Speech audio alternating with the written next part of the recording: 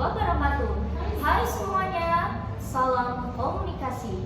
Baiklah, perkenalkan nama saya Mareta Ayutrisya dengan NIM 2304131159 dari Program Studi Komunikasi Penyiaran Islam Fakultas Dakwah dan Komunikasi Universitas Islam Negeri Raden Fatah, Palembang.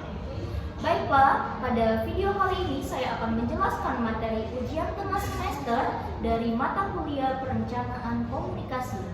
Langsung saja, pada materi ini, jadi setiap kali kita berbicara, membuat konten atau menyampaikan pendapat, itu semua adalah bagian dari komunikasi. Namun, komunikasi yang baik bukan hanya soal berbicara, tetapi juga bagaimana kita merencanakan apa yang akan kita sampaikan, kepada siapa, dan dengan cara apa. Inilah disebut dengan perencanaan komunikasi, strategi yang dibuat agar pesan tersampaikan secara efektif dan tidak menimbulkan salah paham.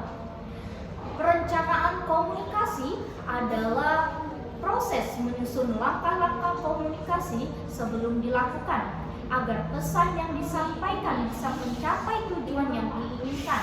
Dengan perencanaan, kita bisa menghindari kesalahan, konflik, atau ketidakpahaman antara komunikator dan komunikan. Ada beberapa alasan mengapa perencanaan komunikasi itu sangat dibutuhkan. Yang pertama itu karena adanya program dari lembaga, organisasi, atau pemerintah yang harus disampaikan secara tepat. Yang kedua itu adanya untuk pencitraan, di mana kita membangun dan menjaga reputasi pihak penyampaian pesan. Yang ketiga, untuk menyebarluaskan informasi agar masyarakat sadar bahwa tidak semua informasi itu benar.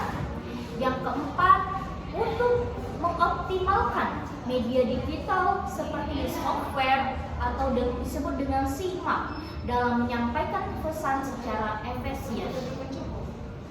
Komunikasi yang tidak direncanakan itu bisa membingungkan audiens, bahkan menimbulkan kesalahan.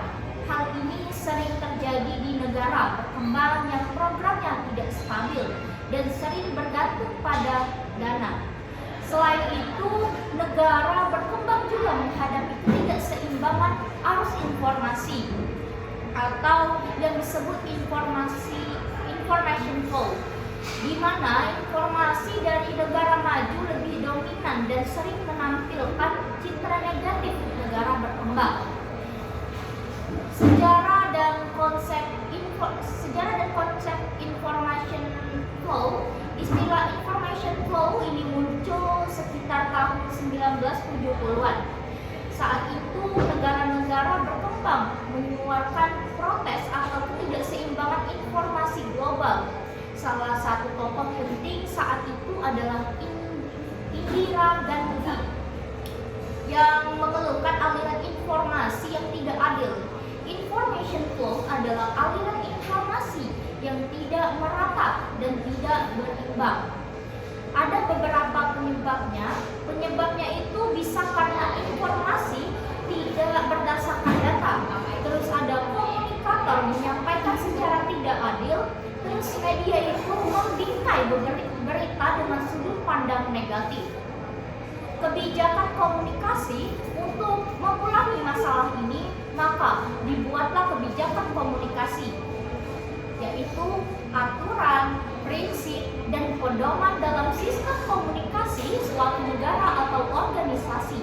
Kebijakan ini penting karena adanya komunikasi makin rumit karena kemajuan teknologi, adanya kesenjangan informasi antara elit dan masyarakat biasa, terus banyak program gagal karena tidak ada strategi komunikasi, terus munculnya konvergensi media, penggabungan media lama dan media baru, serta dampak negatif dari penggunaan teknologi tanpa aturan. Ada tujuan utama dari kebijakan komunikasi ini. Yang pertama itu ada mengatur penyampaian pesan agar efektif dan efisien. Terus yang kedua, meningkatkan referensi informasi. Yang ketiga, melibatkan masyarakat dalam proses komunikasi. Yang keempat, menghindari informasi yang tumpang tindih. Dan yang terakhir itu menyesuaikan regulasi dengan perkembangan zaman. Kebijakan ini bersifat implisit atau disebut dengan berasal dari budaya dan norma, atau eksplisit berdasarkan peraturan seperti UU, ITE, dan KPI.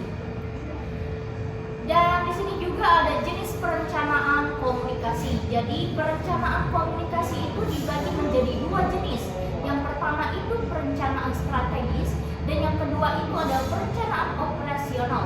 Di dalam perencanaan strategis ini disusun oleh pimpinan tertinggi lembaga, terus bersifat jangka panjang dan menyeluruh, terus ada fokus pada visi ke depan dan memiliki alternatif rencana. Terus yang terakhir itu bisa digunakan untuk tujuan bisnis atau disebut dengan profit, maupun pelayanan publik atau disebut dengan non-profit. Yang kedua tadi ada perencanaan operasional, jadi bersifat teknis dan jangka pendek. Ini ada terbagi menjadi beberapa. Yang pertama itu perencanaan infrastruktur komunikasi, mencakup media, alat, dan jaringan. Terus perencanaan program komunikasi seperti konten, SDM, pelatihan, dan media sosial. Terus ada lagi pendekatan dan teori. Di dalam penyusunannya ada dua pendekatan utama. Yang pertama itu ada pendekatan rasional menyeluruh, yang artinya itu menyusun semua aspek perencanaan sebagai satu kesatuan sistem. Yang kedua pendekatan rasional terpilih, yang artinya itu memilih bagian tertentu yang dianggap paling penting dan realistis. Teori yang digunakan itu antara lain adanya teori pembangunan, di mana teori pembangunan ini mengarahkan komunikasi dan dalam pembangunan. Terus ada teori sosiologi. Teori sosiologi ini memahami kondisi sosial dan budaya. Terus teori komunikasi menyusun strategi penyampaian pesan. Terus ada lagi teori organisasi, yang artinya itu melihat peran lembaga dalam komunikasi. Hakikat perencanaan komunikasi.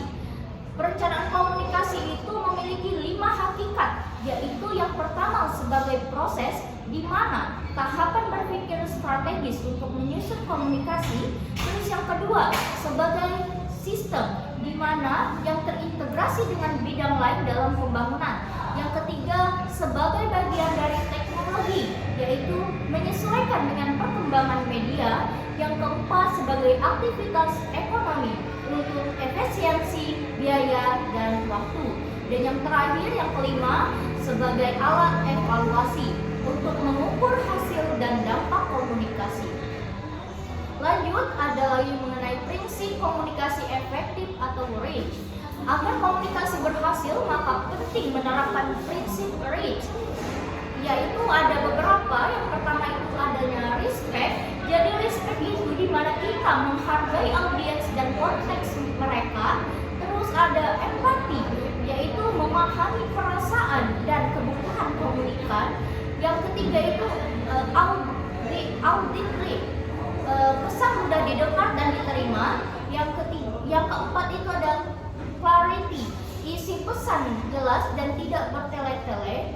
Yang kelima itu adanya humble, jadi komunikator tidak merasa paling benar dan mau menerima kritik. Baik, dari semua pembahasan ini bisa disimpulkan bahwa perencanaan komunikasi adalah kunci agar komunikasi tidak hanya disampaikan, tapi juga dipahami dan berdampak. Dengan strategi yang baik, komunikasi bisa membawa perubahan yang positif bagi organisasi maupun masyarakat. Mungkin itu saja materi yang bisa saya jelaskan pada hari ini. Apabila ada kesalahan dan kekurangan, saya mohon maaf. Pada Allah saya mohon ampun. Saya akhiri. Wassalamualaikum warahmatullahi wabarakatuh. Bye semuanya.